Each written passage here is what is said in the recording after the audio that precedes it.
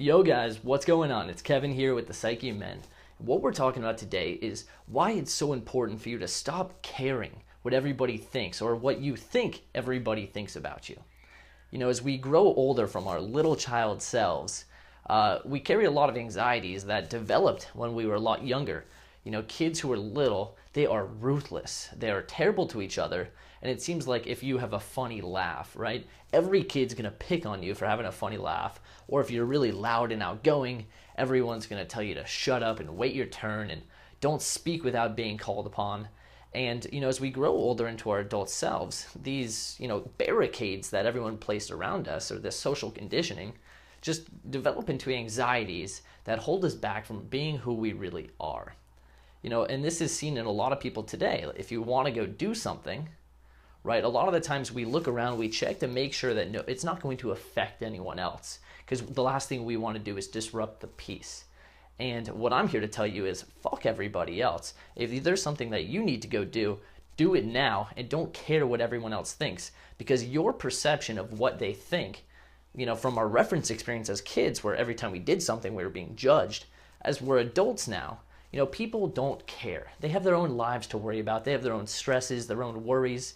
You know, they're in traffic. They don't care if you cut in front of them. They might get pissed for a half second, but it's not like their world is ending, right? In 10 seconds, they're going to forget about it altogether because everyone has their own lives to worry about, right? A good example of this is myself. I hold myself to the standard every single morning. I wake up and do 20 push-ups, not necessarily for the exercise, but just because, you know, it's good to wake up and get your blood pumping.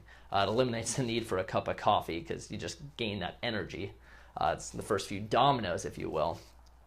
But yesterday I was running and I couldn't remember if I'd done my push-ups or not.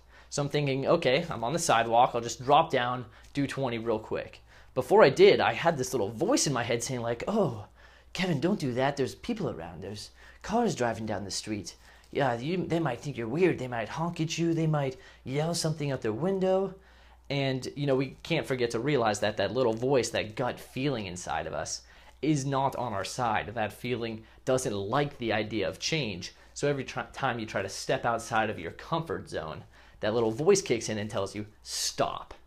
So we got to remember that that voice is not on our side, especially when we're trying to facilitate change and kind of transcend who we are.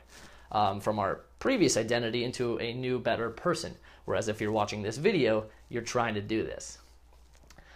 So what I did was, you know, I told that voice to shut up, and I dropped down, started doing push-ups, and when I was like halfway through, I did about 10, I started just getting this weird gut feeling.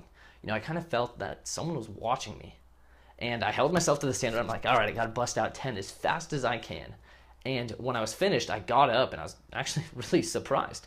I looked around and there was nobody there, right? I had this gut feeling that what I was doing was wrong because I was afraid that I was affecting the people around me.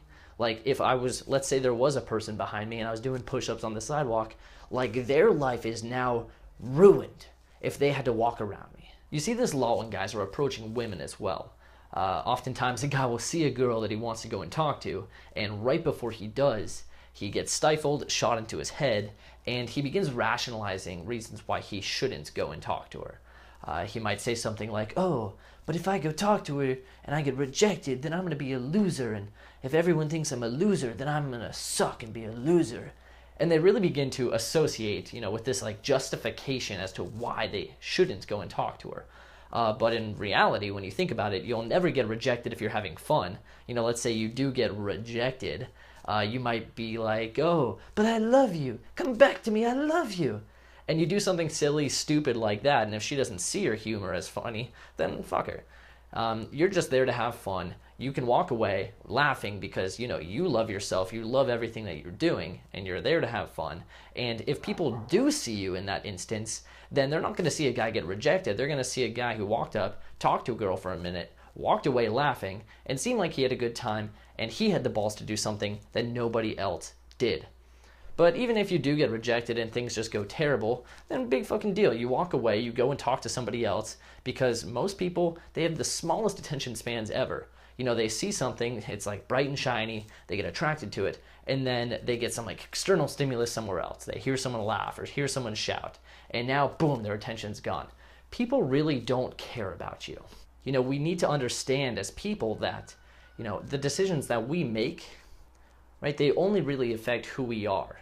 They might make other people think in a moment, but we are not the center of the universe. And once you can fully grasp this idea, it really allows you to be yourself in every single moment and not wait for better circumstances, because there's no better circumstance to do something than now.